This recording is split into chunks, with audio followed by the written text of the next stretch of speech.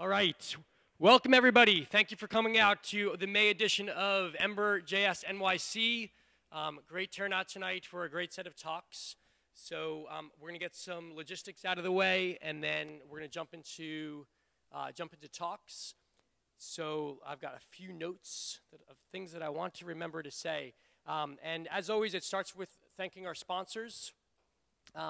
Pivotal Labs, where we are, has been a supporter of Ember.js NYC since the beginning. From their old office to their new office, they have hosted us, fed us, given us drinks of various sorts, and it has just generally been great. So we really appreciate them. Yap Labs is my company that hosts the kind of admin side of Ember.js NYC. We do Ember.js training and consulting. If you're interested in that, chat with me after. Thank you to our Hacker Hour sponsors. We've got two fantastic sponsors that have really been stepping it up the last few months. Simple Reach has been awesome, and we did a great session a couple of weeks ago there. And then Movable Link is our newer Hacker Hour sponsors, who also had a great session earlier in the month. The last two Hacker Hour sessions that we did, I just want to mention for those of you who have never been, don't know what it is, our Hacker Hours are a more intimate version of tonight. There's no talks. It's limited to about 30 people, and it's all hands-on, working with other people, getting some help if you are new to Ember, or helping folks out if you've got some experience with Ember. The last two times we did kind of a timed pair programming format, which we got a lot of great feedback from. People really liked and had fun with, learned a lot. And I think we got a quote on the Meetup site that said, this was like 6 hours of self-study or something like that. So anyway, we do that to kind of help build the community in a smaller format. The other thing that we do to help build the community, besides being all here together, is that after this meetup every month, including tonight, a nice percentage of us go out for drinks after. So I would encourage you to be in that percentage if you have the energy and don't have to get home to someplace far away. I'll announce the location, but it's a bar a few blocks from here. Nothing to it except for hanging out, chatting. There's enough other people drinking that if you don't want to drink, you don't have to drink. So don't feel uncomfortable there. So those are our sponsors. Thank you all to them. Quick round of applause for everybody. Thank you. Fantastic. So tonight is our May meetup. Our next meetup for June is going to be June 26th. I have not put the speaker on the site yet, but the speaker is going to be Tyler Love from Bustle.com. Some of you may have attended Tyler's last presentation, which was probably at least 6 months ago now, maybe more, but he showed off some amazing work that they're doing on Bustle in terms of front-end Ember performance for a content-rich site. What he's going to do next month is to show off some of the work that they've been doing on the back end behind the scenes at Bustle by open sourcing some of the components that they've used to build Bustle CMS behind the scenes. And so he's super excited about it, and I'm super excited to be able to bring him to you guys and see what he's been up to. So a little bit of news from the Ember community. Today, if you missed it, there was a new release of Ember Data Beta. Igor Terzic has been working hard on this and has been sponsored by Infrastructure to do part-time development, focused, open source development on Ember Data, which has been awesome. I know a bunch of other people, including Matt, have been chipping in, and Ember Data continues to get better. Still has progress to make to kind of get to the level of polish and stability that Ember Core is at. But it's already a tool that I've seen in production many, many times, and so it's only going to benefit us all to have it get closer to 1.0. We're also seeing a lot of activity around Ember's CLI, which is a command line tool for building Ember apps. We've moved a client over to it very recently. I know that from the work that the Tilde team has been doing on Skylight, that they've moved Skylight over to Ember CLI very recently as well. So that's been pretty exciting. It's a great development environment, pure JavaScript and fast and fun, embracing ES6 modules and so forth. And Stefan Penner, who, I don't know, Steph, are you here yet tonight or here tonight? So Steph, who worked with me, has been spearheading development. If you're interested in contributing, hop on Stefan Penner /EmberCLI on GitHub. There's lots of issues, and he's a great at delegating tasks to folks. Another awesome release, if you missed it, was that Ember Inspector, which is the Chrome and Firefox extension for Ember, got a new release including rendering performance metrics. So if you're trying to trying to diagnose what parts of rendering in your Ember app are slow, this is going to be a great tool for that. So check it out if you haven't. Between the lightning talks and the main talks, or at least before Heijin's D3 and Ember talk, I'm going to do a raffle. And the raffle is going to be a pretty awesome one. It is going to be 2 tickets to Wicked Good Ember. Oh, yeah.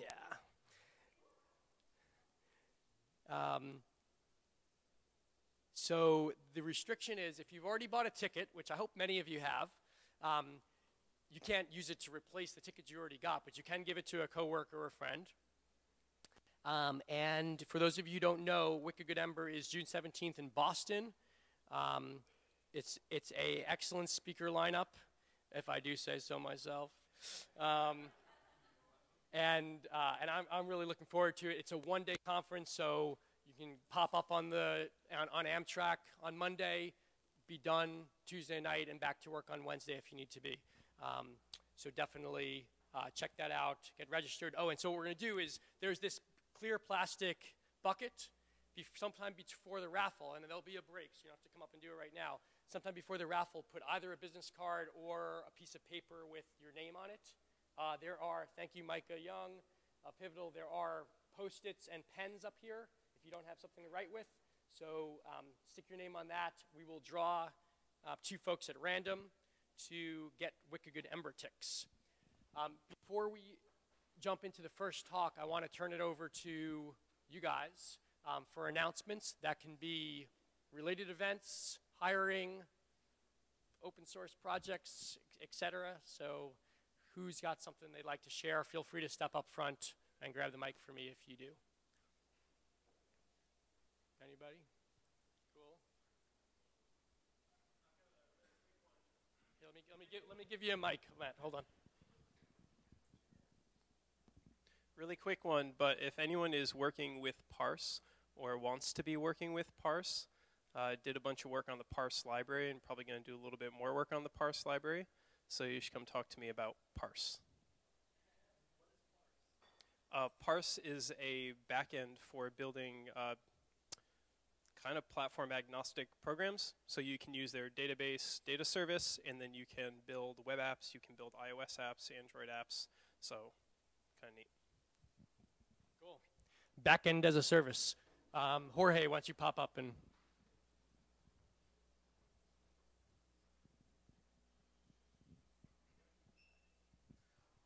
Hello. I work at a startup with 2 developers right now.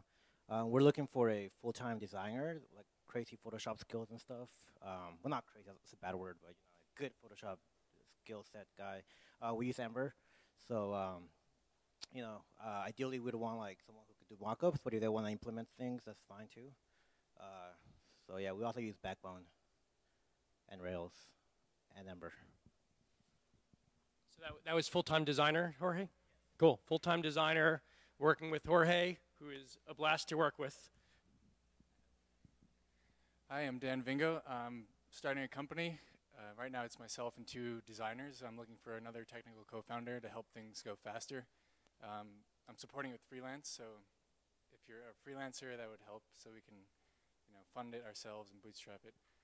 I'm giving a talk tonight so you can get an idea of the work I do, but if you're interested, you can talk to me after. Thanks. Awesome. Go bootstrapping. Mateen. Hey, how's it going, everybody? My name is Mateen Aini, and I'm a founder of a startup here in NYC called Plife. We're a automated marketing platform that helps companies better engage with their digital audiences cross-platform. We recently ditched Backbone and have been sort of really deep into Ember as of a few months ago. So much so that recently Yap Labs has been helping us out for the last few weeks, 4 weeks now. And so we're looking to hire any developers interested in continuing to build on Ember's framework. And, you know, any and all expertise is cool with me. I'd love to meet you. Once again, Plyfe. My name is Mateen at Plyfe.com. If you can't reach me, you can ping Luke. If I end up leaving a little early, it's because it's my 5-year wedding anniversary. And this is the 3rd startup. This is my 3rd startup that I've put her through. So I got to bounce a little later. Awesome. Happy anniversary. And if you're interested in working with Chris Selden and I on some really fun stuff, this could be a great project for you. Oh, we got more. Fantastic. Hi, my name's Lim. I'm working with a new co-working space out at sort of the hinterlands of the New York City, out in Bayside, near Long Island. And it's first of its kind out there, and if anybody's from that area or knows anybody from that area that might be interested in co-working space, just come find me. Thanks. Tech in Bayside. Hi, my name is Andy. I'm with Adapar. We contribute a ton to Ember open source. We did Ember table, Ember charts, a lot of stuff like that, and we're redoing our entire product, which is a finance product designed to, sort of change the financial landscape in Ember, and we're hiring UI people as well as backend people. Come talk to me if that sounds interesting. Great stuff. Welcome, Andy. All right. That's a wrap for announcements. I'm really excited to introduce our first talk. This is a gentleman who's been a friend of mine for a long time, and the talk is not an Ember talk specifically, but it's a talk designed to give us all a foundation for some of the other talks that we're going to see tonight. It is a talk about D3.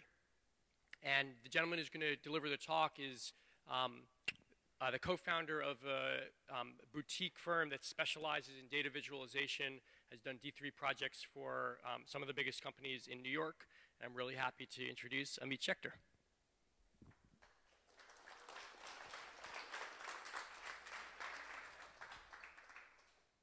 Hey everyone. We good? Okay, so my name is Amit. I work, like Luke said, for 2N. We're a data vision agency. Check us out over here. And these slides are online as well. So D3 stands for Data-Driven Documents. It's a JavaScript library for manipulating documents with data, so hence it lends itself really well to data visualization. It allows us to associate between DOM elements and elements of an array, or data basically. And then we can conveniently edit those DOM elements in all kinds of ways that D3 gives us. It also lets us add, remove, or just simply update elements whenever anything changes. If data comes in, new data comes in, data goes out, or just even through UI changes. And it lets us do a lot of stuff with transitions to a pretty high level of detail.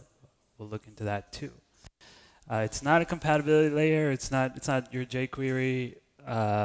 It works well on IE9 and up, and all the Firefox and Chrome. But IE8, you gotta do all kinds of stuff to make it work there.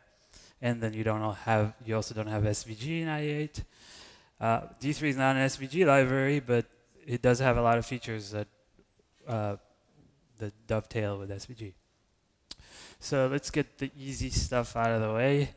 Oh, I'm curious, who here has worked with D3 before? Okay, a good amount. So yeah, D3 selections, just for comparison, they're a lot like jQuery selection, so nothing too new here. This is what it looks like to select a bunch of elements. The equivalent we all know from jQuery is this. We can style elements in the same way we do in jQuery. and set text. We'll be doing a lot of that. So set the text same way, and the event handling is quite similar too. So, and then there are some other methods that work in much the same way and are self-explanatory. So that's the easy stuff. You guys should be good with this. The only other thing to point out in D3, a idiom that gets used a lot is for all these methods we looked at, style, class, text, we can also pass in a function as a second param, and the return value of that function is the value that will get assigned to the DOM. But and actually jQuery has this too in the same way. I don't know if anyone uses it, but it allows us to do things like react to the index position of an element. So if we can assign an odd class to every other element because we're essentially looping all the elements in the DOM in a declarative way. This is where we diverge. So D3 offers data binding. What does that look like? Well, let's say we have a DOM, and this is our HTML, and that's the output. And we have some data. So these are some films that John Malkovich was in. And there are 6 elements in this array, 6 strings. And we have 6 DOM elements, and we're going to associate them together. We're going to bind them, or bind the data to the DOM elements. And we do that with this method, the data method. At this point, what D3 does behind the scenes is create a sort of a direct association between each string and the corresponding DOM element. So the first string will be the first DOM element, second string, second DOM element, etc. And we immediately can do stuff with that data. So we can set the text of this element. In this case, very simply, we're just going to set it to be I plus D, meaning the index of it in the array and the datum that was associated with that particular element. Again, the datum would be any one of those strings. If we run that, it does that for us. In real life, it goes a little faster. It's instantaneous, but in this case, I used the transition. So 2 more lines of code beyond what we did here does that gradual reveal that we saw. So those the data binding works, or this works really well with the passing a function as a second param. Like we saw a second ago, we can do all kinds of stuff with that. For example, we're setting the color of the text here. If D, the datum that's passed into this function, has the string Malkovich, and therefore we have this movie highlighted. Oops, highlighted over here. Oh, and then we can also, all right, we set the text in the same way as before. And then let's point out the binding is sticky. So if we reselect this selection, we're creating a brand new selection, but the data that's assigned to those elements remains persistently part of it. So if we immediately set, let's say, a click handler, D in here is the exact same D that we had in here. It travels with the nodes. So if I click here, obviously we get the alert. Okay, so let's expand our data so we can get into a little more interesting examples. So whereas before we had an array of strings, now we're just going to have an array of objects of movies. And for each movie, we just have, I got from Rotten Tomato, the score, the critics score, and the audience score, or percent of positive reviews, as they call it. And we just have that for a whole bunch of movies. And also, so we'll keep that in the back of your head in the following examples. And also, let's set up a little say context for this. So we're going to load the data with D3.json because D3 just gives us some methods for doing that. We also can use CSV, TSV, all that good stuff. We're going to load this from a file. We have the handler. When the data loads, we'll assign our data to a films array that lives outside of this scope so that it's also available to this render function. And we're going to be calling this render function over and over again. So we'll do a bunch of D3 stuff in the render function. And whenever anything changes, we'll just call it again. So let's look at a bigger example. And also let's look at appending DOM elements. Because so far in the last example, we just had a bunch of elements on the DOM. so we just bound them to data and they were there and you didn't have to worry about it. But the usual mode you work in D3 is you start with a blank container, call it graphic, and we're going to put some nodes in there. And in terms of data bindings, it looks the same as, almost the same as it was before. We're going to select all these divs that have this class, Malkovich, but the divs don't exist yet. One thing we have to do before that is we have to set the context of all of basically what is the parent of all the children we're going to be appending. So the parent is graphic. It's this DOM element that we have. We selected all. We get essentially a blank selection out of it. Or sorry, to be more accurate, we get a selection that keeps track for us of which of the data objects that we associated. So this array, let's say it has 12 elements. D3 keeps track of for us of which elements exist and have a datum associated with them, which datums don't have any elements because we haven't created them yet, and also which elements were previously in our DOM and had data but are not in the new binding. This is our first time binding, so this is not the case. So for any newly created elements, any elements that we have to create that don't have data for them, we get at them using selection.enter. So D3 gives us a selection.enter, a selection.exit, and then just plain selection, which encompasses all the new DOM elements, the old DOM elements, and also everything that was there and needs to remain. So on this enter selection, which currently doesn't have any nodes, we're going to call append div. So we're telling D3 for every one of those datums, we want a child of graphic to be appended of type div. And we're going to assign it the class Malkovich so that if we ever select all the DOM elements again, if we call render a second time when we select it, when we do this here, we'll get those elements that we're just creating now. So this is pretty standard. I mean, basically every D3 example has something along these lines. And after we create those DOM elements, we're going to do some stuff with the data that we assigned. So remember, the data is no longer 6 strings. It's just a bunch of JavaScript objects. And so we're going to set the background, for example. And remember, like each movie has a critics, the number % positive reviews by critics and by audience. So we can do something interesting, like let's say set the color one way or another, depending on whether critics prefer this movie over the audience, or vice versa. We're also going to set the width of this element, and we'll just take whatever the critic score is, multiplied by 4. So clearly, if a movie got a 50% rating, it'll be 200 pixels wide on the screen. And we'll set the text again to just have the title of the movie, d.name is the title. And let's render it. Looks like this. And we see Con Air and Art School Confidential and Transformers were liked by audience more than by critics. Okay, so let's do some updating. So, important point. So like I was pointing out, we're going to call render over and over again. And even if we happen to call it twice in a row like we just did, the second time we call it, we're going to go through this pipeline again. And basically the enter selection is going to be empty because nothing has changed. No new data came in, no data went out. Hence it's potent. We can trust that we can call it multiple times. And if the state hasn't changed, it'll look the same. So now we're actually going to change the state. What we want to do is basically, currently we're plotting the critic score. Let's instead plot the audience score, critic score, audience score. We can see how the audience liked it versus the critics. So it makes us, we have to adjust our thing a little bit. So we used to set the width to be hard-coded to the critics score. Let's make that dynamic by specifying the property that we want to read out here. So that we're inside the function, we read that property based on whatever metric is.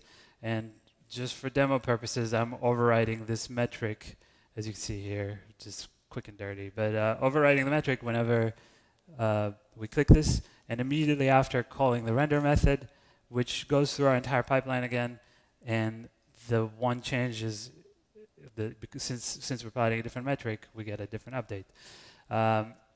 So that's pretty cool, but it's easy to miss because you click it and it happens, and there's no morphing of state, so we can get into transitions. Just by adding, basically, with one line of code, you can get transitions going on this. That line is this. So basically, before we set any properties that we want to tween or to morph, we just call transition that tells D3 to animate towards it. And we have a couple other things we can do with it. Of course, we can control the duration, and we can control the delay. And in this case, the delay is dependent on I, the index of the element in this list, which is how we get that staggering effect. If that wasn't there, they would just all change size at the same time.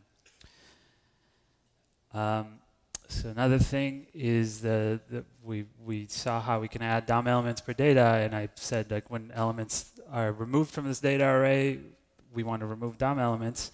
So the important point is that, like I was saying before, we have the exit selection. Just like we had enter, we have exit.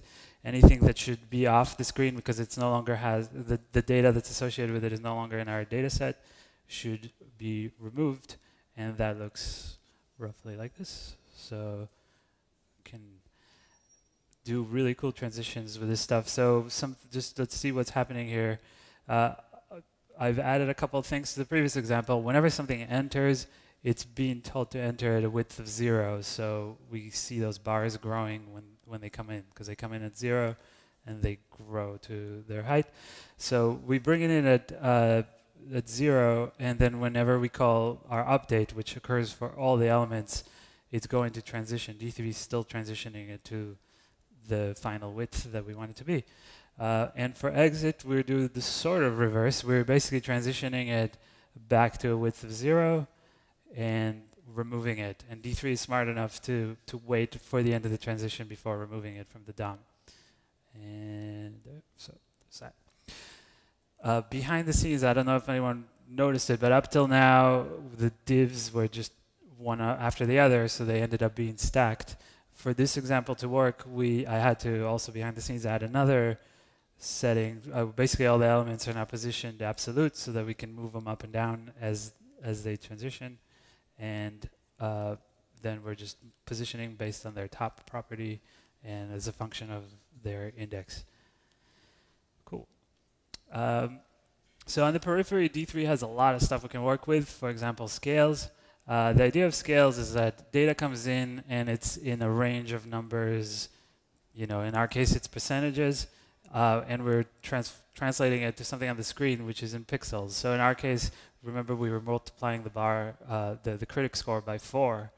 Rather than hard coding that, we should be using a scale. So we have a way to tell D3 we want a linear scale, and we want our data is in the domain of 0 to 100 because we're in percentages, and we want to transform that to something in the range of 0 to 400, up to 400 pixels. What we get from this function is what we get from calling all this stuff is another function. So there's a function that returns a function, bar length. So scale is actually a function. It also has some methods like domain and range. We can call this function with any value that we want. If we give it 0, it's going to output 0 because 0% corresponds to 0 width. If we give it 100, it'll give us 400, and something halfway between 100 and 0 gives us something halfway between 0 and 400. So we can modify what we were doing so far. We were multiplying these bar lengths, or we were getting the bar lengths by multiplying data by 4. We can be a lot nicer about this and just use our scale to do that. Using scale, we gain something else. We get to work with axes now. So D3, again on the periphery, has these functions that know how to draw axes into SVG. It looks like this. So we can't work with normal HTML DOM for axes. We have to create an SVG for it. So I did here in this example. There's just simple SVG object. It has one group inside it with a class of axis. And into it, we're going to draw our axis. So this is how we instantiate an axis. It looks like this. We have to tell it what scale to use. Axes basically depend on scale. We're saying we wanted to take values between 0 and 100 and plot it on a length that's between 0 and 400. So bar length, the scale we just created, is what we also give our axis. So now our visualization is using the scale to size the bars and also using the scale to draw the axis. We can set all kinds of things like orientation. So this is top orientation, so the numbers are above the line. If we did bottom orientation, the numbers would be below the lines, which would fit well at the bottom of our graph. Set ticks, all kinds of stuff can be set on axis. You can see it in the API reference. And the final thing is we have to select the container that we're going to draw this into, this SVG group. And we call on, we use this is a D3, we're saying to D3 has a way to call a function on a selection. The function is axis, the output of this thing, and it renders our axis. So now we can do cool stuff like change the type of scale that we're using. The log scale is a little weird in this example, but kind of cool. So values from 1 to 10, then 10 to 100, or linear. So behind the scenes, every time I click on one of these, I'm basically changing what we're instantiating here for scale. And because bar length for the scale is used for sizing the bars and the axis, they all just move together, which is pretty cool. So that was basically the core of D3, plus like we saw scales and stuff. There's a whole lot of stuff on the periphery of D3, even if you don't work with the selection, enter, update, and exit. Even if you don't bind to data, you can still get a lot out of D3. And all this stuff is really well documented. I want to just kind of breeze through a couple of things in there. You have your typical iterator, the kind of stuff. Iterators like an underscore, I suppose, like get the minimum value of an array of stuff, and you can supply a function that will extract the data out of each object in the array. There's things like interpolators, which D3 uses internally whenever it does all the transitions. So it knows how to interpolate numbers, of course. So if we create an interpolator, it returns a function that's a common pattern. Call that function with 0.5, it will give us the value between 2 and 10. And we can do that with colors. It's got an RGB interpolator. We can do it with strings.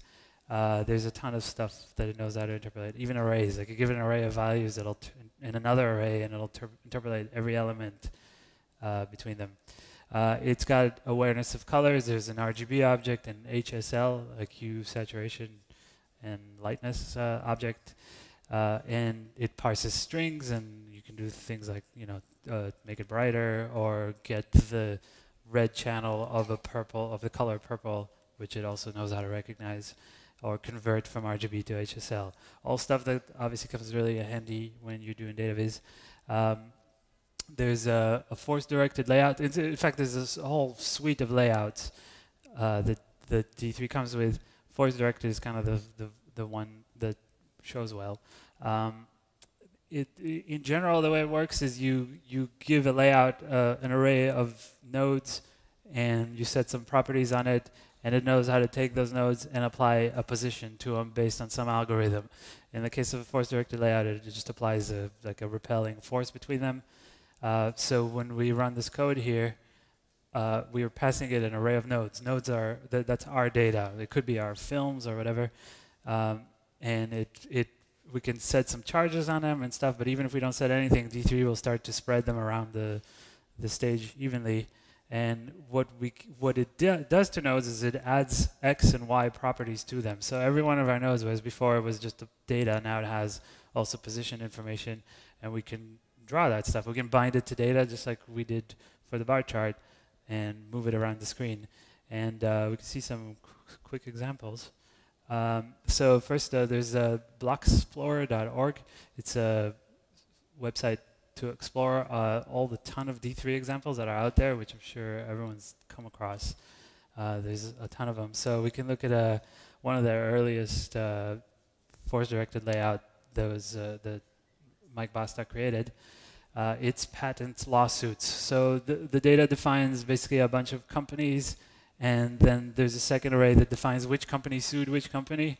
And the force-directed layout knows how to, I didn't point that out, but it knows how to account for the linking between nodes when it computes their positions, and it calculates this. There's some nodes have dual links between them, others don't, and all this stuff is draggable, and it's not a lot of code to do it. I mean, this includes the data. Well, okay, yeah, here's another example. So that didn't work. I don't know why. For some reason, it's really small. But this is a Voronoi diagram. So D3 has also some geometry objects that know how to draw a Voronoi diagram, but this here was married together with a force-directed layout. So these nodes are draggable and movable. They should take up the whole screen. They're not right now. Another example of such a layout with collision detection or in some repelling. Basically, my mouse is repelling nodes away, and then as they move away, they settle back in place based on the rules of the force-directed layout. And at the end, also, there's some collision detection that prevents them from overlapping too much. Okay. I mentioned there's all kinds of layouts. So just a couple other examples. A tree map layout is another one of those. You just give it an array of data. You tell it how to set up a hierarchy of data, because in a tree map layout, things are nested inside other things. These are pretty sure classes inside in a package in Flare, I think. Anyway, so it nests the top level and then the bottom level, and what that looks like here is we're just creating a tree map layout. So as before, we were doing a force-directed layout. We give it some data somewhere in here, or tree map.nodes. Then we can just render it. Here's another example, a chord diagram. So that's another type of layout. D3 computes based on connections between things. It computes all these lines for you, or it gets you very close, and then you just take the last few steps and set it up the way you want to. So you have the control over all the colors and all the text and labels and the final positioning, transitions, whatever else. Okay, let's move on. D3.geo. I apologize. I didn't have enough time to put all this together, but D3 has a ton of utilities for drawing maps, basically. This is one example. So you just give it a bunch of GeoJSON, which is a format to represent geodata. You tell it what projection you want. In this case, what are we looking at? Rotating well, it's an orthographic projection, and on a frame-by-frame basis, we're changing the rotation of it and redrawing the entire thing. In this case, it's drawn into a canvas. But D3 has all these little methods basically for projections, so you can project points from one place to another, and for drawing, for getting the strings that represent these paths. It's got these path generators. So there's also, again, on blockexplorer.org, there's a ton of such examples. There's an example here. I don't know if it's going to work. Yeah, it's not going to work. There's Mike Bostock basically has an example that shows how you can take regular map tiles from Street View or whatever else and set up a Mercator projection and basically have a Google Maps, or just make your own map player in just a few lines of code. So there's some useful links here. This is probably the first tutorial you should read if you're getting into D3. It just shows you roughly stuff we went over just now, but how to make a bar charts, but it goes into more detail. The API reference, like I said, is awesome. It's got everything. Basically, if you read through, yeah. Sure. Yep. That's not what I want. Where's my... Okay, guys. I lost it. One sec.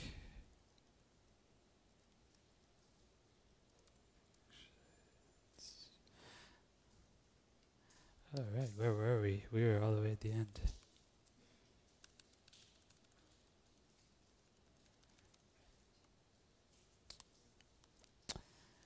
Yeah, the API reference on GitHub has every method and every object in D3. Just reading it through it once basically turns you on data visualization, and you just want to make graphical stuff after that. Well, I did. Block Explorer, again, is a good way to look through all the examples. And then there's also dedicated D3 examples gallery, the one that Blocks Explorer, well, it actually had nothing to do with Block Explorer. Where Mike Bostock, the author of D3, on a regular basis just creates new examples and puts them on there. and it's not loading, so we can't look at it. But that's also most common, or very commonly, people just they start from an example and just modify their code to get it fine-tuned to what they want to do. And my computer froze. Okay.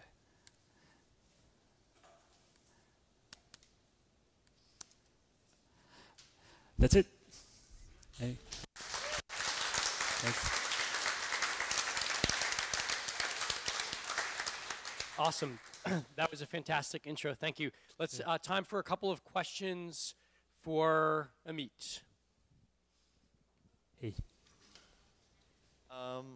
How does SEO play into all this where like you're putting all this data that's not rendered on the page, it's all getting generated from JSON? Right. How does that work out? So it's got the usual problem that it doesn't work out. It's not, the DOM elements are not there. In reality, you know, we tend to just use D3 with, like, let's say SVG objects or bar charts where searchability is not really that, you know, it's not that meaningful. Of course, you could use D3 to create any kind of content you want. I don't know that you would.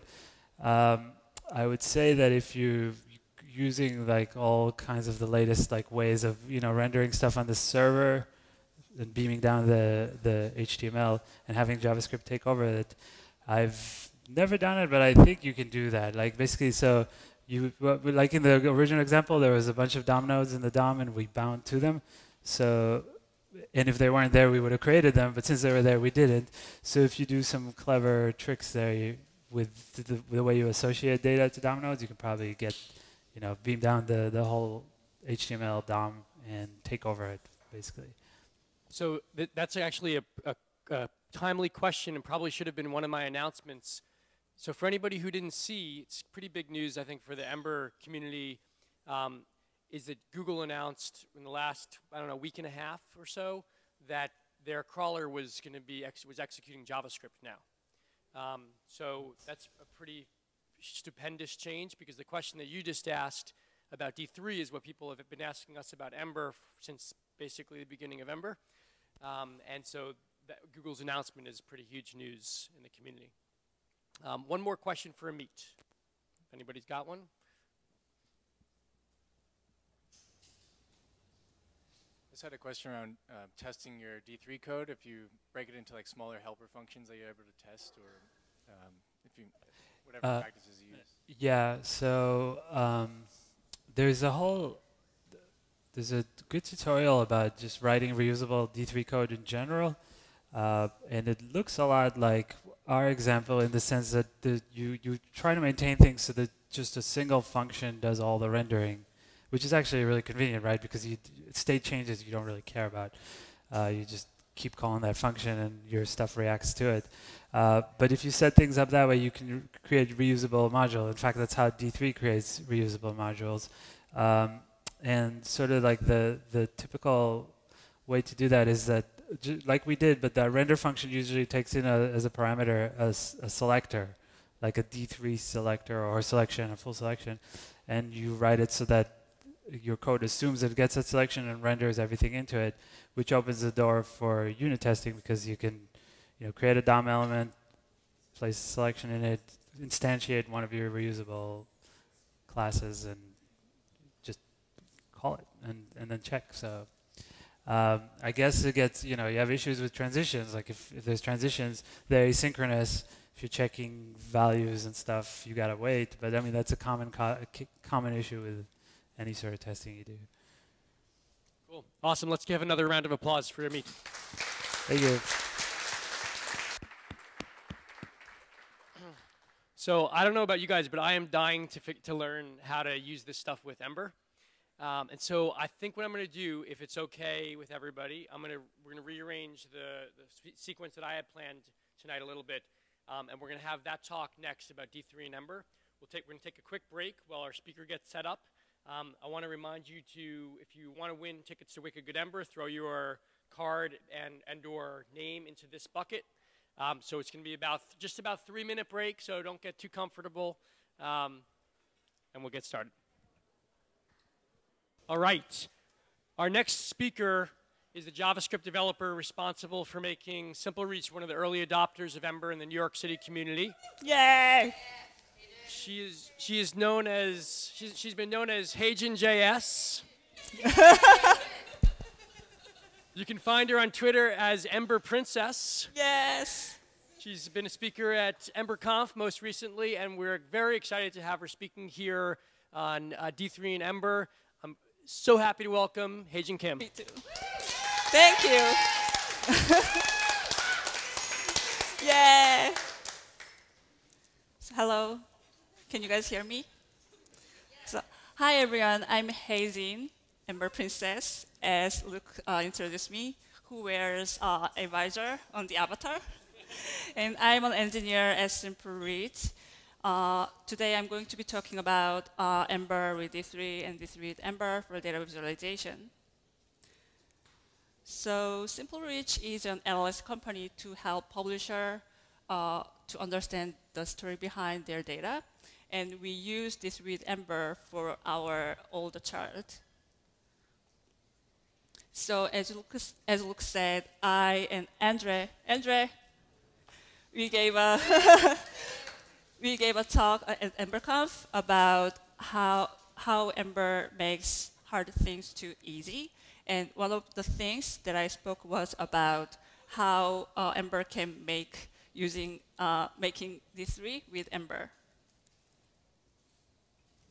So why Ember is great for data visualization? Because it is very easy to make reusable charts with Ember component, and separate concerns of data and DOM helps me to think more about data, which is important for data visualization. And data bindings and observers of Ember concept, when happens data changes, it will update all your chart automatically. And Ember Inspector helps, And Ember Inspector helps me to debug with my chart and productivity. So it makes easy to for people who don't know about D3 to use D3 chart easily. Like for Andre, who think D3 is Diablo 3, he doesn't want to touch any D3 code at all. But he can just use my Ember component easily, so he can have more time, so he can play more Diablo 3. So here's D3 code example of bar chart that I copied from D3 website. So D3 is great for doing complicated math like scales and domains, but the problem is everything is in one place, like scales, rendering DOM, and getting data. So as your application grows, your code can quickly turn into a spaghetti code. And I cannot see where my data is. So what I'm going to do with Ember is separate out with MVC architecture in Ember. Like top of the part is view that will which will render SVG, and second part is data, and the last part, the bottom part is a component which will encapsulate D3 code. So now I can see where my view is, where my data, and where my D3 code is. So let's take a look at examples. So I'm going to make this bar chart with D3 and Ember component. So as you can see the code in application route, I return an array of data, which I can use in my template.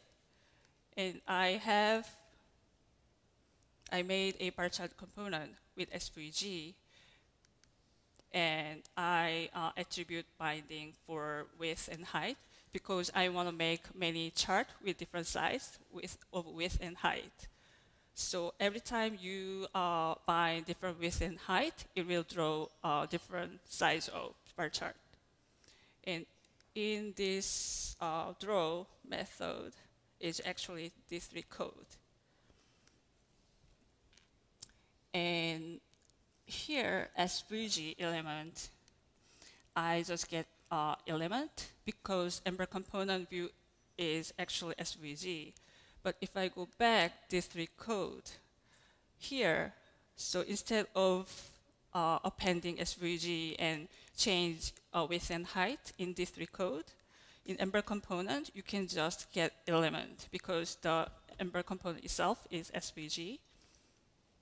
And instead of updating attribute in D3 code, you can make attribute bindings, and then you can bind the width and height through your template.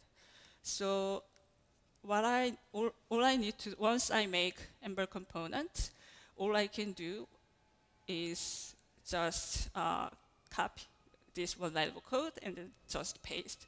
So what if I want to make another chart with different size?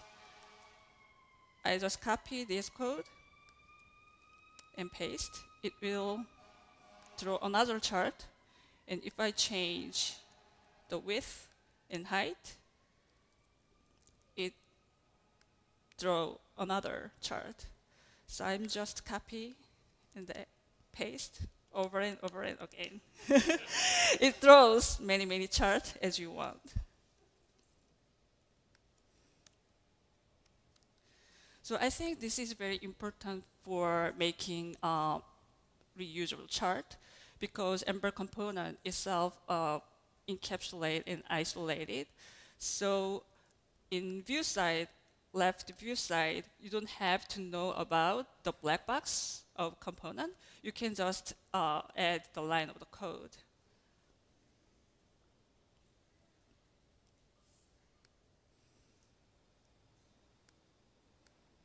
So we went through example of reusable chart, and we will see another example, updating data with multiple components. So what I want to do is I want to make two different charts with the same data. So what I want to do is if I change, every time I change the data, I want to update to the multiple chart. So let's see the example. So here's a bar chart and donut chart. And in my code, getting data is the same. And I added an application controller for actions, which will, this is for the button. The bottom of the example here, the bottom of the donut chart. And then that just changed data. And I just copied the bar chart component code from the previous example. Only one thing I changed is add a class name for every bar chart, so I can I can set different colors for them with donut chart. And I added another donut chart component in my code. And as you expected, I only added donut chart component that automatically throw another donut chart. So my point here is if you click change numbers, that actually change two charts. And if I remove one of the data, it also changed all the chart. So how it works? So in my actions, I just increase numbers and remove objects from my data. And I actually made observes in my bar chart component and donut chart component. So every time the data is changed, it actually redraw all the chart. So this way, I can easily update my two charts with same data.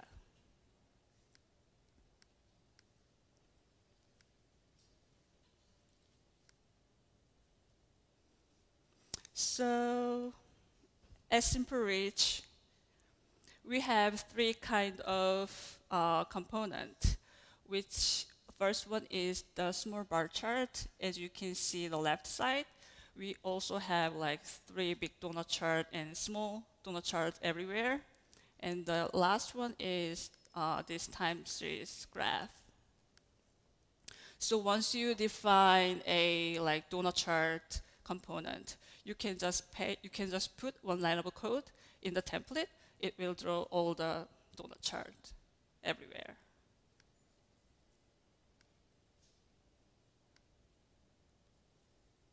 So again, why Ember is great for data visualization?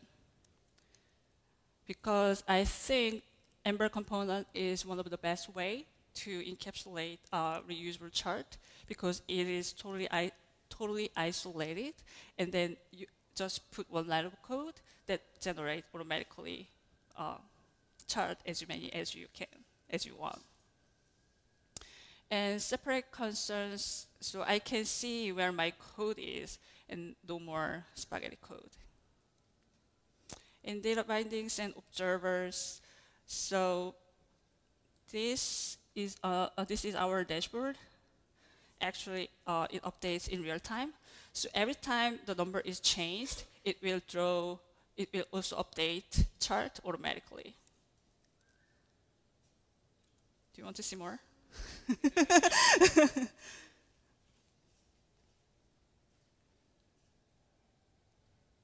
So Ember Inspector.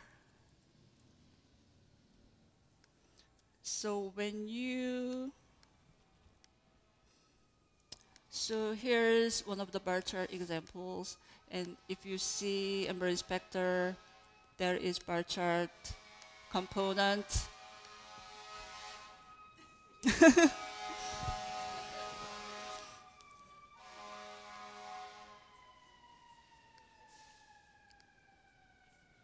Okay.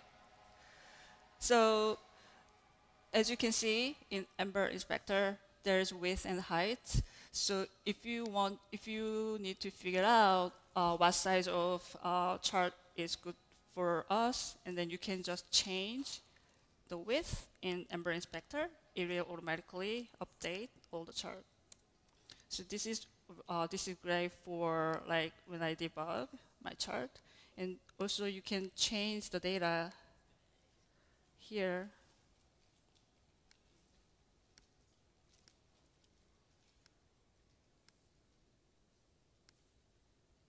Oops. Nope. Anyway, so yeah, you can easily debug with Ember Inspector. And productivity.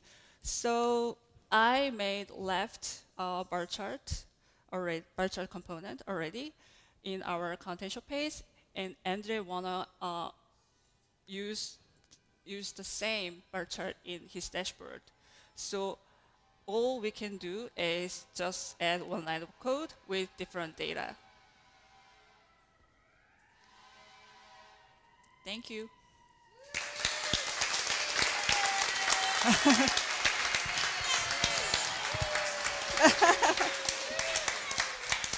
Yeah. Awesome. Fantastic. Thank you, Heijin. Let's take a few questions. Any questions for Heijin working with Ember and D3?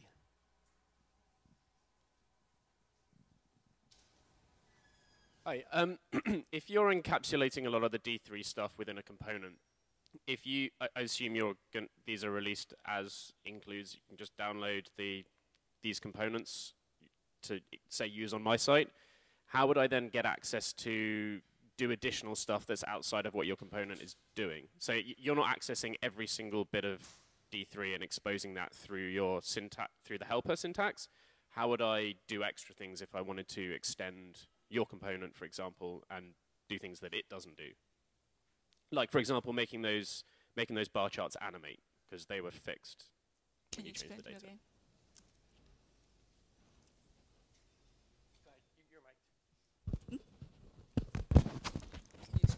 Oh, sure. So the question is, I guess the first question is, are the components that you showed, are those things that are released as open source, or is just inside of SimpleReach? The example?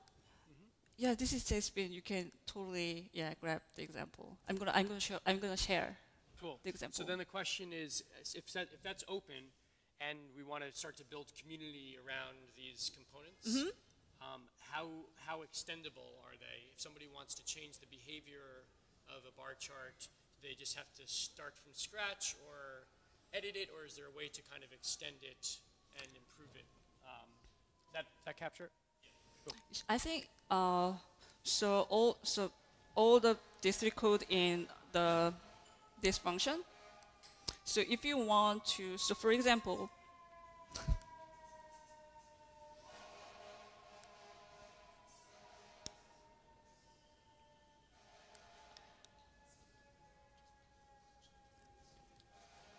so for example, we have two charts like bar chart and donut chart, and we have only difference is D3 code in draw method. So any example of D3 you want, you can just you can just add in Ember component.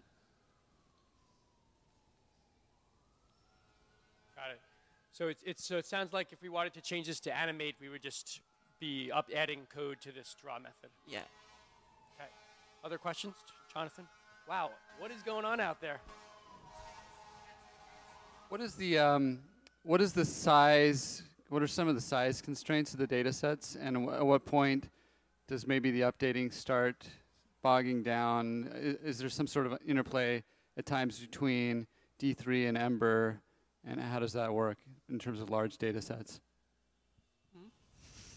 So I think this is at SimpleReach, have you had performance problems with large data sets in this approach? No, not actually. You haven't run into no ceiling so far? No. And how much, approximately how much data, how many records are you feeding into it? Thousands? Per time. And the thing is that D3 has its data binding that only does things when things actually. So D3's data binding kind of stacks with Ember's binding and observer ways in which they only fire when things change. So it kind of has this double layer of making sure that it is only firing when absolutely necessary, rather than continually redrawing at any point in time. And I think one of the benefit of using Ember is Ember run loop that I didn't mention, because every time data is updated, the Ember concept of data binding and computed properties is actually in Ember run loop. So that actually update once when it's necessary instead of every time update like without using Ember. So I think that's also one of the benefits of using Ember. Cool. One more question? Do we have any? Okay. Great. Cool. Thank you again, Heijin. Thank you.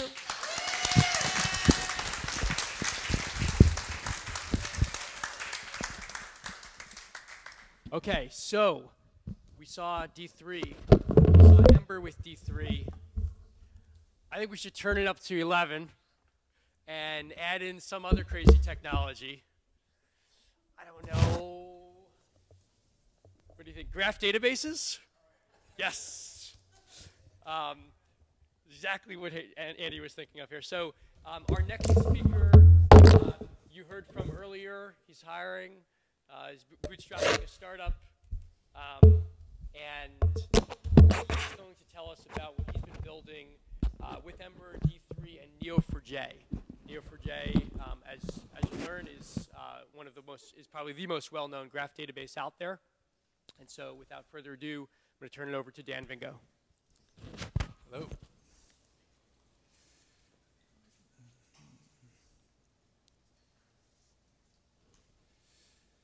So as Luke said, my name is Dan Vingo. I think that's okay.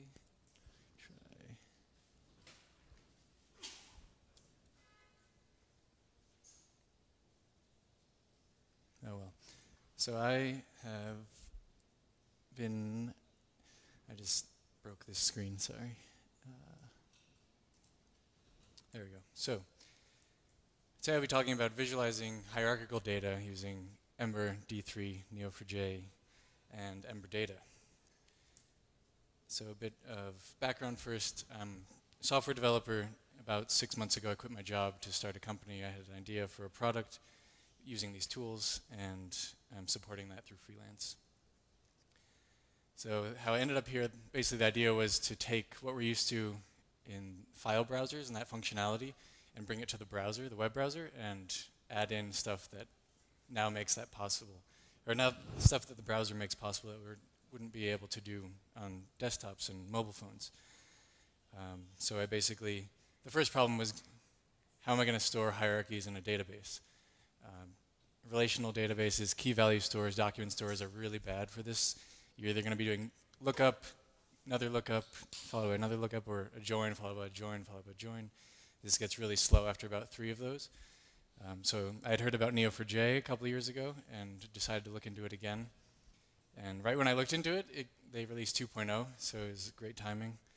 And Ember actually just reached 1.0 around the same time, so it was good timing. And I had played around with D3 in the past, and they provide these nice layouts for visualizing this stuff. So, and I chose to go with Ember because I didn't really have any experience building large web apps, and I wanted a framework that would, give me the best choices without having me think about that stuff. So I'm going to talk about Neo4j and go over that for a bit, look at D3 layouts, and then how this all ties up with Ember and Ember Data. So Neo4j is a graph database, and if you don't know what a graph is, you only need to know 2 things, that there is nodes and relationships, and 2 nodes are joined by 1 relationship. And Neo4j is particularly a property graph, so that means you have nodes and relationships, and both of these are stored on disk, and they can have arbitrary dictionary or hash data sets of key values, which are your properties. A relationship requires 2 nodes, and it requires a direction. So an example would be you have 2 people or persons, and they are friends, and that has a direction. So you have one person could be friends with another, but maybe they don't friend you back. And then Neo also adds types or labels, so you can say, where you're used to thinking of rows or documents as your entities, you have nodes as your entities in graphs. And where you have join tables, you now have relationships, but these are really lightweight and primitives in the database, so they're extremely fast to work with. Some background about the company and the product. So Neo4j is open source under the GPL version 3 license. It was made by some Swedish developers around the early 2000s. And came about 1.x in the mid-2000s, and this past December 2013 is 2.0, so it's actually a pretty old product at this point, but still a lot of people don't know about it. The name is kind of weird when you first hear it. So Neo, I believe they're a bunch of Matrix nerds, and it came out right after the movie, so that's Neo. 4j, it was written in Java. It was originally just a Java jar library meant to give to other Java developers that you have a Java app and you have a graph in memory. Now you want to persist that on disk. Then that's where Neo comes in. As time went on, the developers realized they could turn this into an actual database product by wrapping it in their own Java application, interfacing that with an HTTP server, which is what the graph database actually is. And one of the nice things about this being so new is that the interface to the database is through an HTTP service through JSON. So language wrappers are just, all you need is HTTP support and JSON support. So any language out there generally has Neo wrappers. So the company is Neo Technology, and they have high availability commercial license, dual license, sort of like the 10-gen Mongo model. And they want you to use this, so they actually released this ebook, the ebook version of this for free at graphdatabases.com. It's really good. I've read it. It's probably the only really, one of the well-known publishers with this type of stuff. And one of the cool things about Graph Database I didn't mention is if you remove all the edges or relationships, you get a document store. So you get that for free. So how we interact with Neo is through the Cypher query language. And this was written just for Neo. It doesn't work with any other graph databases. It's heavily inspired by SQL, so you think declarative, working with sets of data, not for each and that type of stuff. So here's the basic CRUD. And basically the key elements you need to know are that parentheses, or that this is ASCII art for a graph. So parentheses represent nodes. Curly braces are dictionaries, they're properties. And then, so in the read example, square brackets are relationships. So we have parentheses, relationship, other node.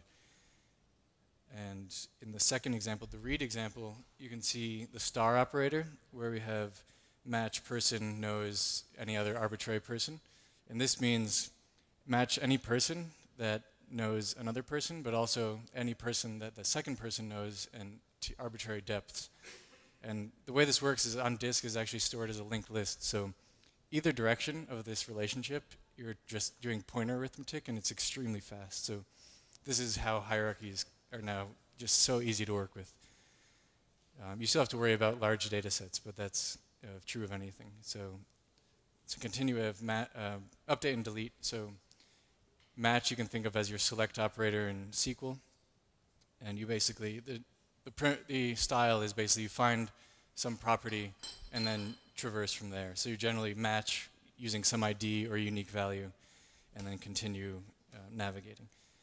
So here's another example of creating a relationship. So the third line, create, well, first you match two people and then create a relationship between them. So the colon person and colon rel type, those are labels which you can add many to nodes and relationships, which would be your domain objects in your application. So one of the really cool things about Neo as well is it comes out of the box with this really awesome browser. So you install a server, the database server, and it has this interface running locally, or web server running locally. So the top line, you're actually writing, those are your Cypher queries, and then your data is returned visually, and they also have a tabular version. And this is written in D3, unfortunately in Angular, but it is open source, so for D3, if you're learning, it's a really great resource. And I've just scratched the surface, so there's plenty more at neo4j.org, and specifically for Cypher is Learn Cypher.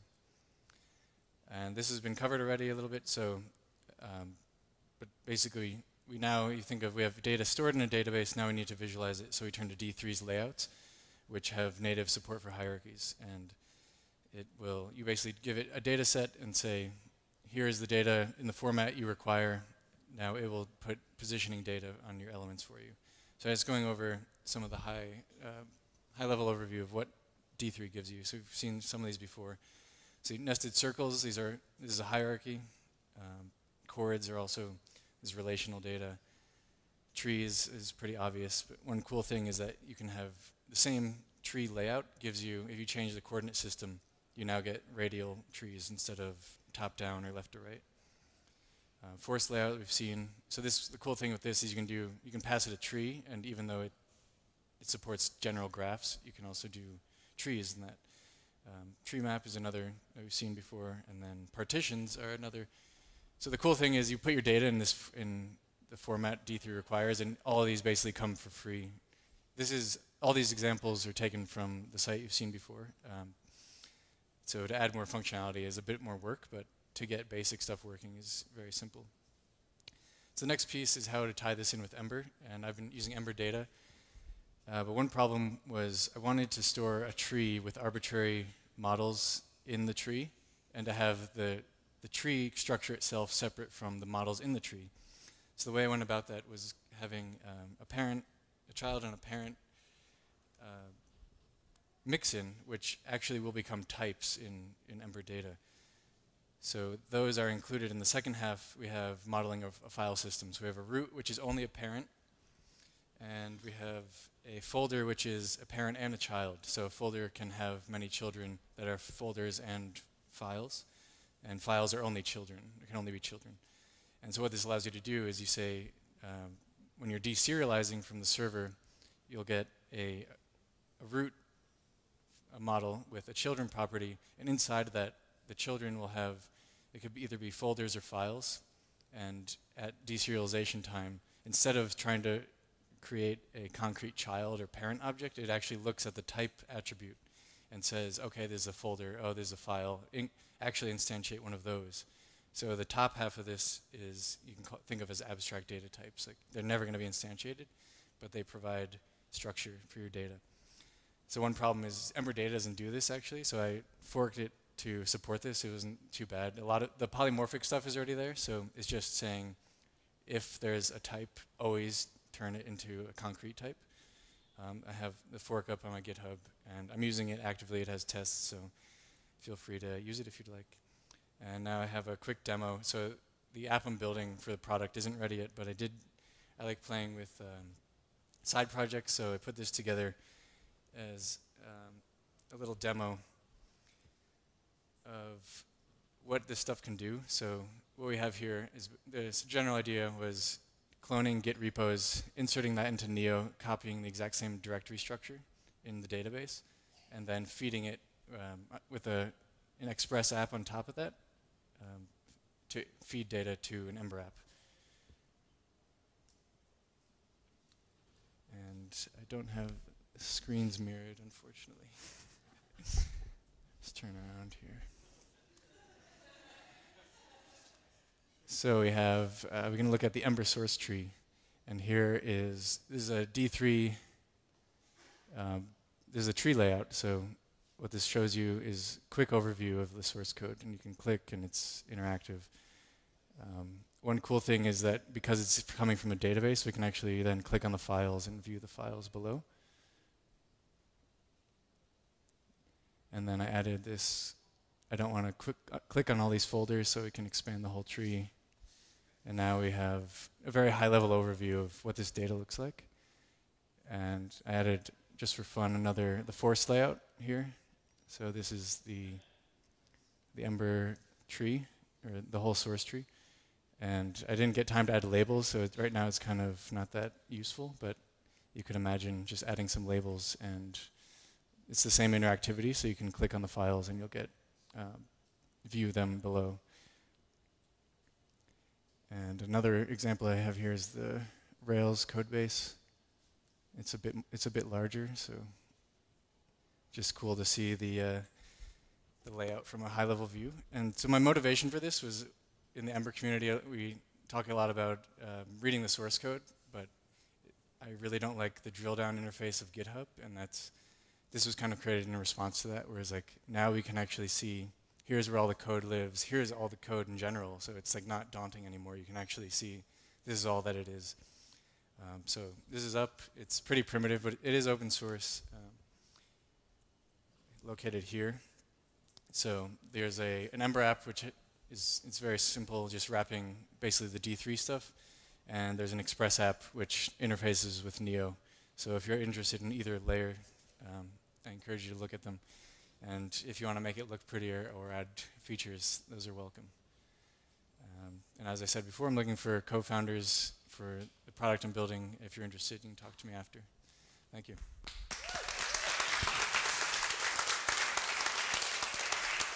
Cool. Thank you, Dan. Anybody have a question for Dan?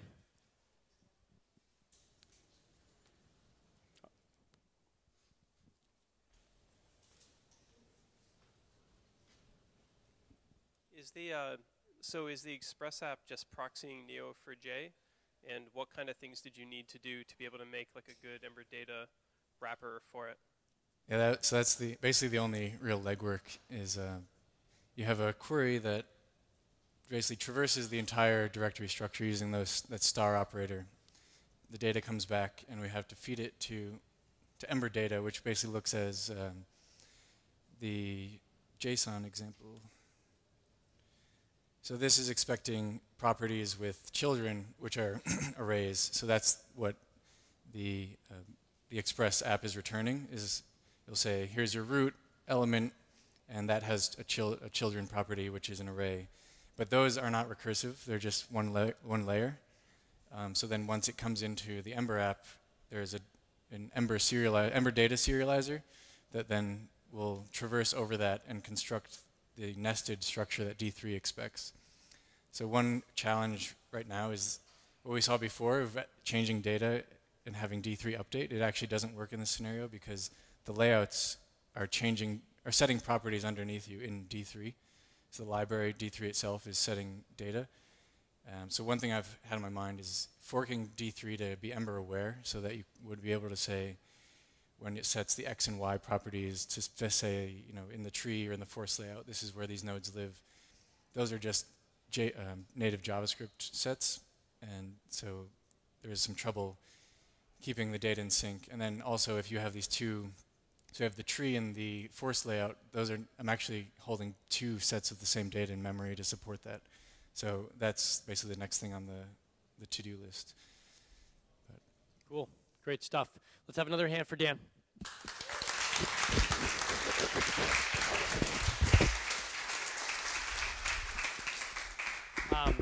Awesome. So Dan, before you go sit down, do me a favor, stick your hand in here and pick out one piece of paper. Okay, let's read it out loud. It's web developer. Sorry, there's a name on here too. Richard Sung. Congratulations, you're going to Boston. I'm going to keep this. Okay. I'm going to email you and Brian Carter-Rowler, who's the organizer, and he'll hook you up. Okay? Awesome. I'm going to leave you in suspense for the second one. All right. Thank you all for your patience. I am now excited to introduce another longtime EmberIC member who isn't always able to attend because he's often dancing tango around the world, different places around the world. And tonight here to present to us his recent open source work around factories for Ember data, Dan Sudol.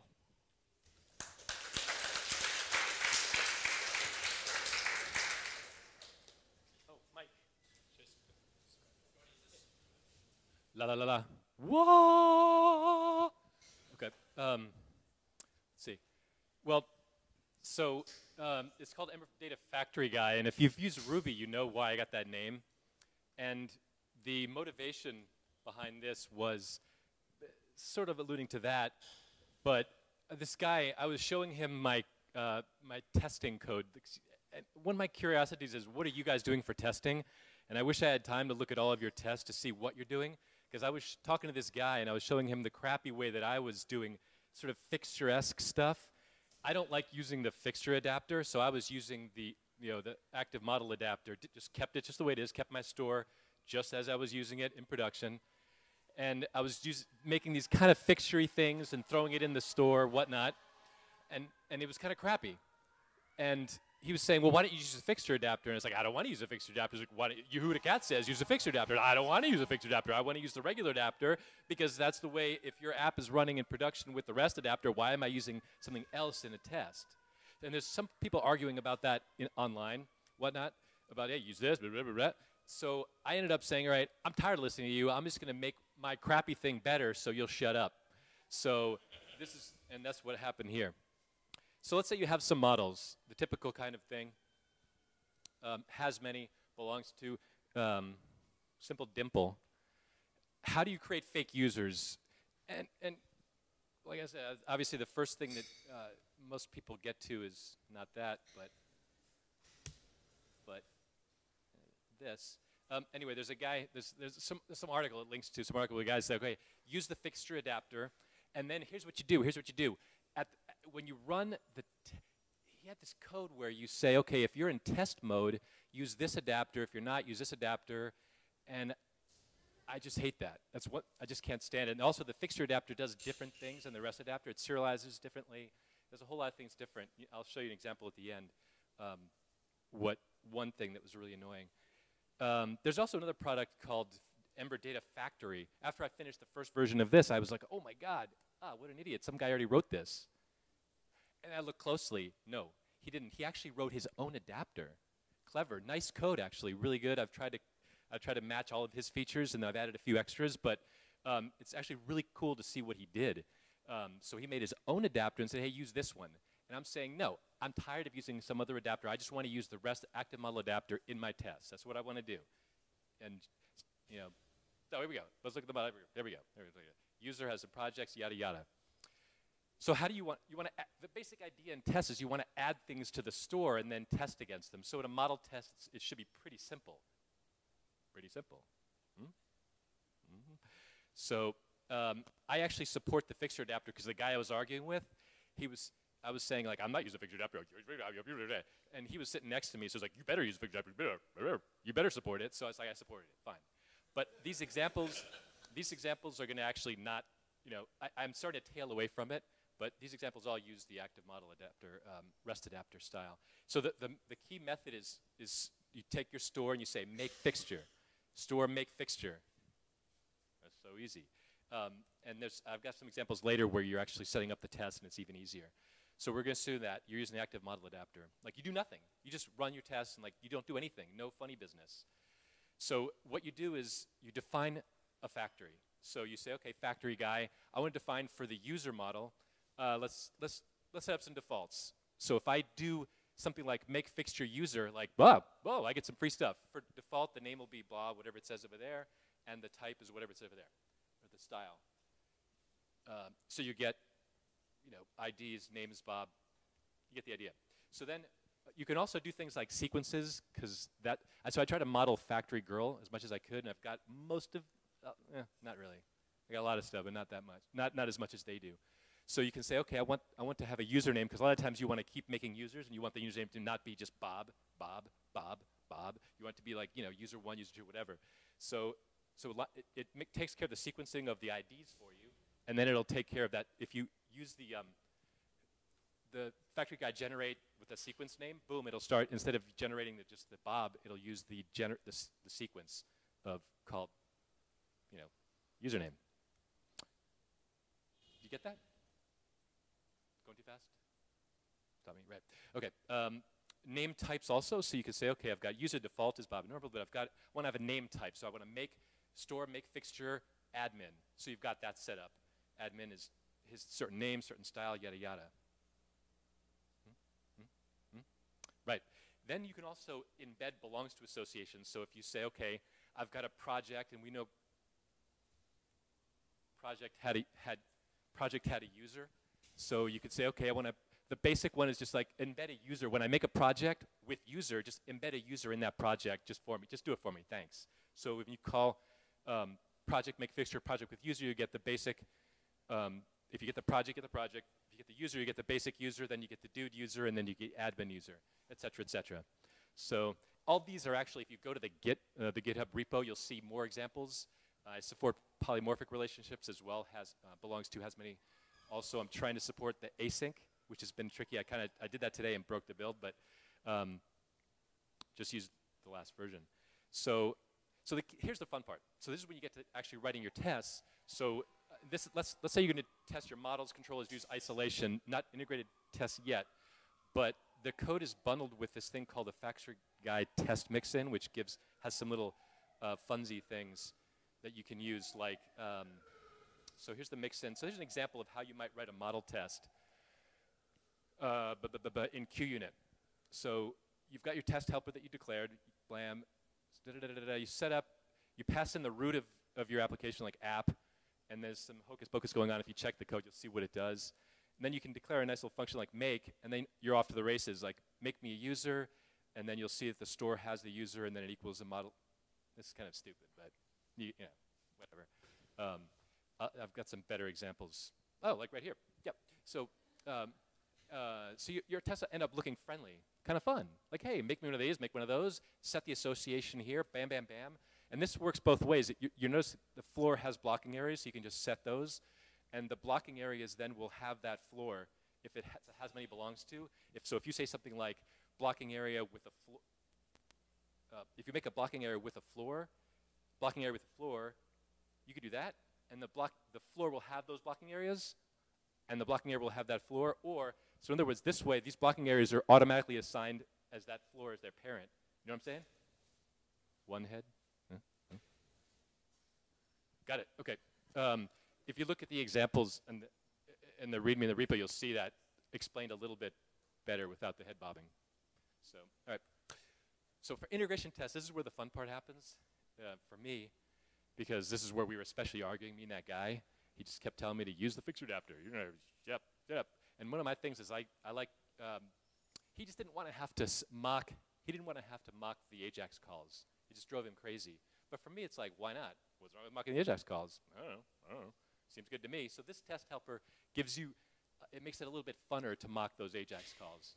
And I'm using mockjacks. So here's, so here it is again. So set up again, view test helper with the factory guy mix in, call the app reset. This might be kind of like, I don't know, you know what I'm talking about? Reset. Some I'm just sort of going through. These are mockjack settings, set it up, yada yada, mockjack's clear, and then super. So some of that, I'm just going fast. So hopefully it makes sense a little bit. Yeah. So, in the setup, you'll say, okay, give me my view helper, make me a user, and then visit that user.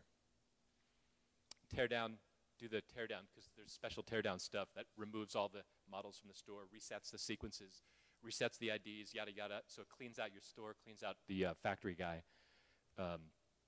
Hocus pocus. And then this is a test, like just say, for example, you've got a form and you want to fill out a name and make a new project. So you go to the thing, you fill in a new project name. Oh, here it is. So handle create. So the key thing is just having to deal with that creating having to mock that AJAX call. So what handle create does, it says, okay, I know I'm about to create a project because I'm about to click that add project link, and I just filled in that new name with project. So here's what I want you to do: sub that call for making a project with with that data. So what behind the scenes it does is it creates the JSON for a project with that name and says that's what's about to be called, and then boom, that's what's returned, and then boom, that's what's created, a project. This is kind of stupid, but the key here is the fact the fixture adapter won't do this. If you won't do, well, it'll do the create the record, but see how the project has a user? If you've got your user and your list of projects, that project won't show up because the fixture adapter won't associate that project back to that user. It won't make, so the user's project list won't be, you know what I'm saying? Okay. Maybe you do, maybe you don't. Come on, somebody's got to know what I'm talking about. I mean, I can't believe, I just can't believe I didn't think of this sooner, because, I mean, man, it's just made the testing life a whole lot easier. So going back a step, like I said, when you do this, what I just said, remember, right.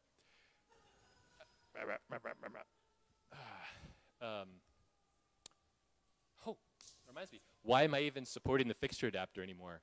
I don't know. You tell me. Maybe I won't. Maybe I'll drop it. So, assuming it's a good idea, blah, blah, no good reasons, great. All right. So here's, I mean, this is kind of spam here, but it's basically, so you can set up these really elaborate scenarios. I mean, obviously you're not going to have an app with just like, hey, I've got a user and a project. Ugh. It's going to have all kinds of hocus pocus. So now I can I have these scenarios, like in Factory Girl, you usually put these scenarios in the factory definition. You know what I mean? You say, okay, name so-and-so, and you have the after create and the hocus pocus, and you make your list of stuff. This is, so what? I stick it in a JavaScript method and just go poof. And that'll just, so this method is like create my wacky, ridiculous project, and then poof, there it is, all set up. But at least, I mean, it may look, yeah, this is a whole lot better than I was doing before, let's put it that way. So I don't know what you guys are doing for testing, but yeah, anyway, that's it. It's Ember Data Factory Guy, and yeah, I don't know, I think it's the best thing since sliced cheese. So. Thank you, Daniel. Questions for Daniel? Anybody had testing pain around this? Show of hands. Yes. Cool. Definitely a cool idea. All right. Thank you very much, Daniel. Appreciate it. Oh, before you leave, I would like you to stick your hand in here. Pick out a piece of paper. See what we got. Alliance for Girls in STEM. Sean Reed. Fantastic. All right. Sean, I'm going to email Brian. You're going to get hooked up. I'll see you in Boston. All right. We got one more talk tonight, and then we're going to go for drinks at Lily's. Senor Red Shirt from Seattle. Our next speaker, known for a long time. He's sleeping on my couch tonight. He's in town from Seattle. It's true. What can I say? He's in town from Seattle. He's a member of the Ember.js core team, known as the performance guru of Ember, working feverishly last night, well after I went to sleep, on HTML bars.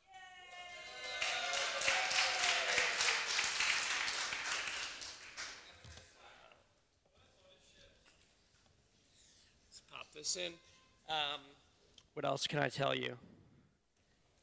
He is the father of 2 beautiful children, Owen and Scarlett, husband of Patty. Thank you, Patty. Patty got a great round of applause at EmberConf. So I'll take a quick second and say that the reason that Patty got a great round of applause at EmberConf was because one of our speakers made the point, or a couple of speakers actually made the point, that for all of us who contribute to open source, we often do it on borrowed time. Sometimes we're lucky enough to get paid for it, but most of the time it's a labor of love, and that means borrowing time from everything else in our life, including our spouses, sometimes our children, sad as it may be. And so for that, we at EmberConf and hopefully tonight, we just really appreciate all the people in the lives of our open source heroes and contributors that make that open source work possible. So thank you to all those folks, including Patty. A quick round of applause.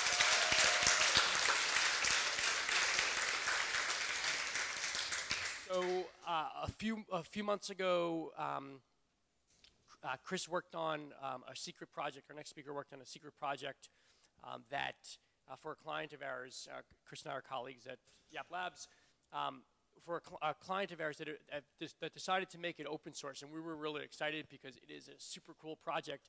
And so tonight, Chris is going to demo for you this project. And with that, I'm going to turn it over to our friend, Chris Selden. Do you want this guy or this guy? Pop that over your ear. That's already on. Stick it in your pocket. And a quick announcement, actually, that I meant to say earlier.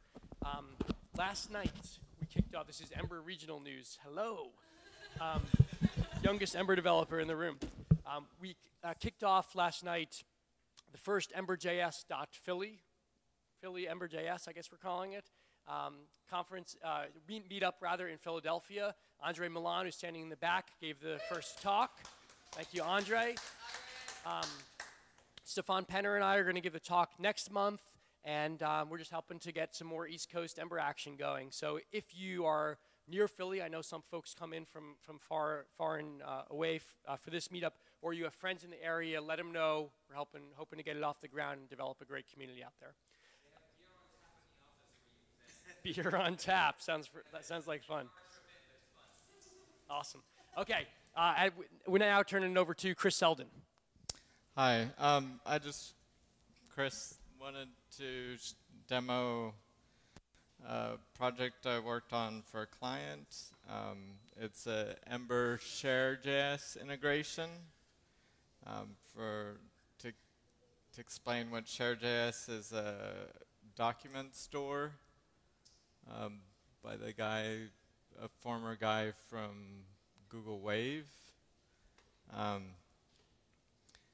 And basically, it works around collections of documents. And so you can query for the document, and then once you have the document, it then tracks changes to it, and the document is in JSON.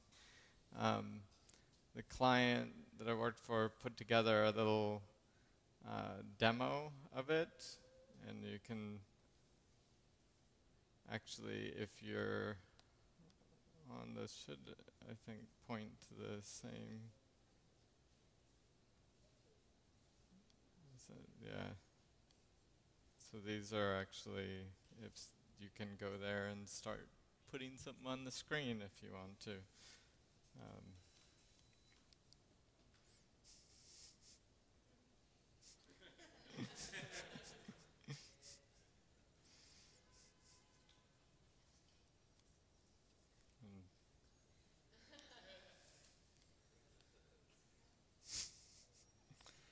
this is also a chat in addition to the to-do demo. So Share.js not only gives you document changes for parts of the JSON, but if a string in the JSON changes, it gives you parts of the string that change and merges them. So I'm just going to show you how the integration works. It does not use Ember data. It is just using Ember's proxies. Oh, that's way too small.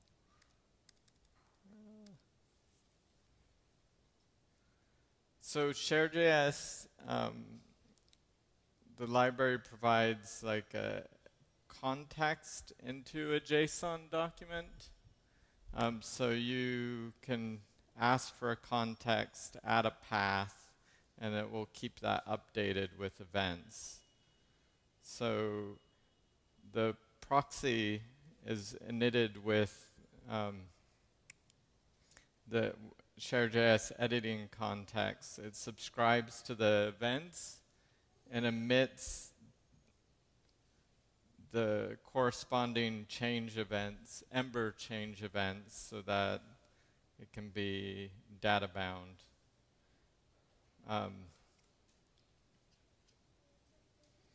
So this, when you use it, you do not need to define attributes like in Ember data. You just start using the attribute. You do not need to define the schema ahead of time. You just data bind to it and start using it, and it will persist it and keep it up to date. So let's show you.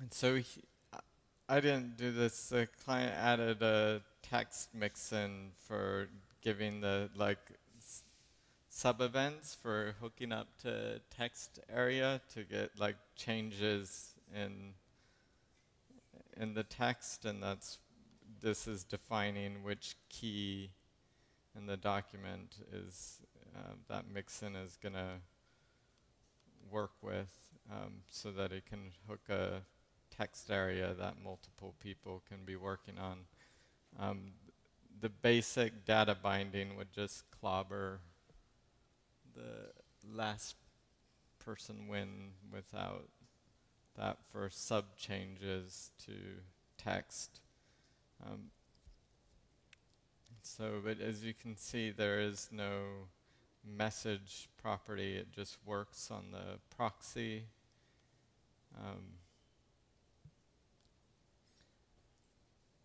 So with the array is, so editing context can be an array, and when it's array, we wrap it in a array proxy that emits Ember's array data binding events, and then wraps the resulting items in whatever you say the item type is, which is resolved through the Ember resolver.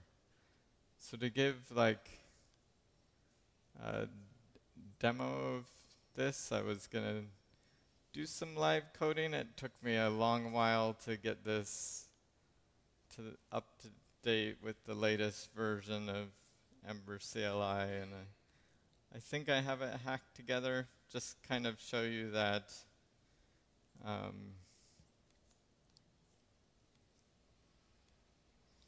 and so I'll show you what have so far. It's also too small.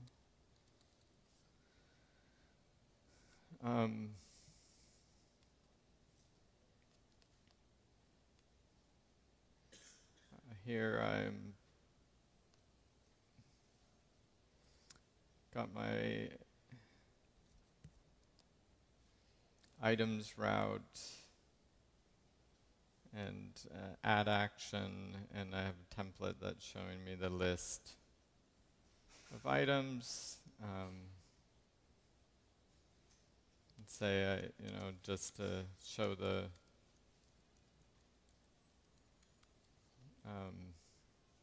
example of adding a field, I can just if I can't type.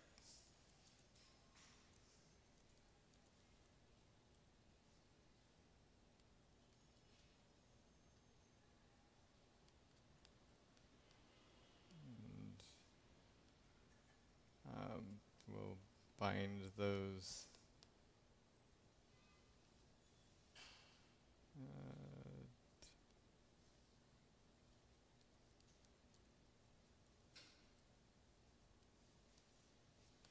So if you notice, I didn't do any schema change. I just added a no model change. And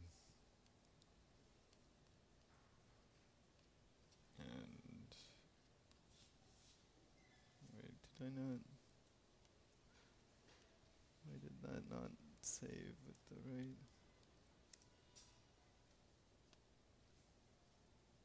Okay, now it's there. I should wrap that and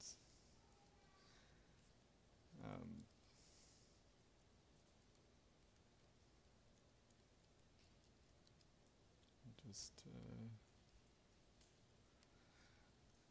something is lagging my computer a little.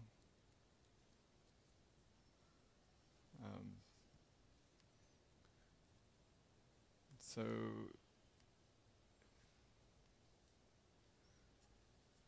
let's now just, instead of binding these to display, I'll use the input helper, the title.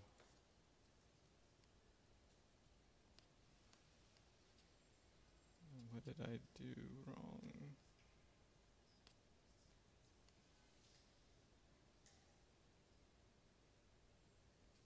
Come on.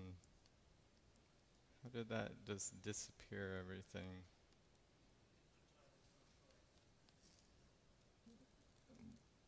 Is it like value or? Yeah, that was. Thank you. So now, if I open the same guy over here just to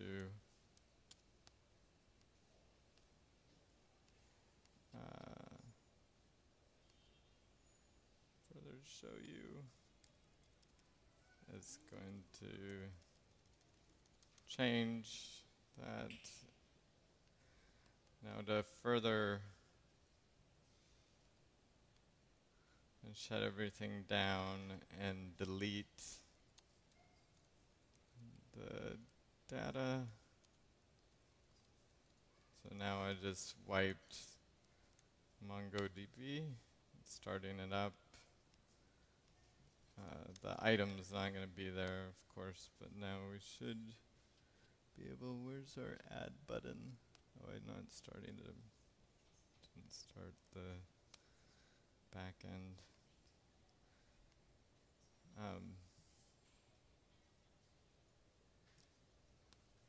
So now I'm adding them again.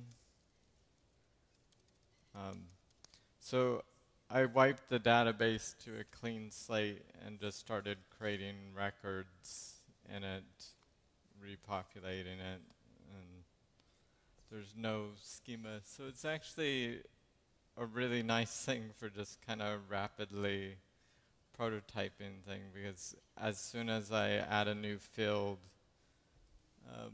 it becomes live and data bound. So, like, give me another field to add, Luke.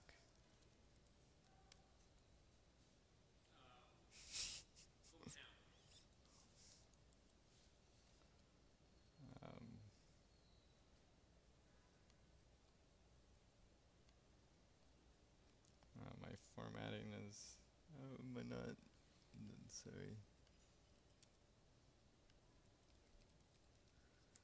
And so this is Seattle is my so now that's persisted. Is there any questions?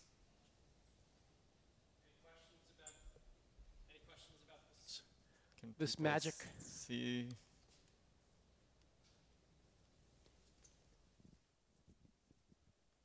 So what is the underlying technique that makes the connection to the server here? So Share.js uses WebSockets or anything that kind of polyfills. I think this demo I'm using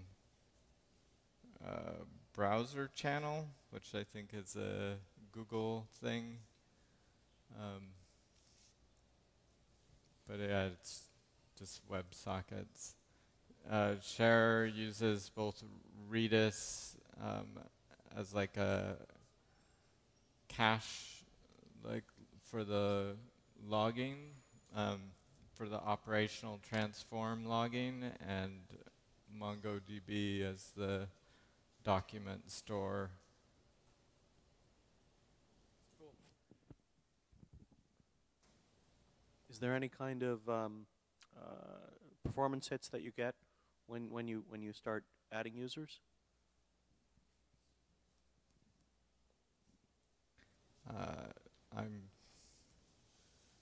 That's kind of a amorphous. How many users could update one of these things at once, do you think?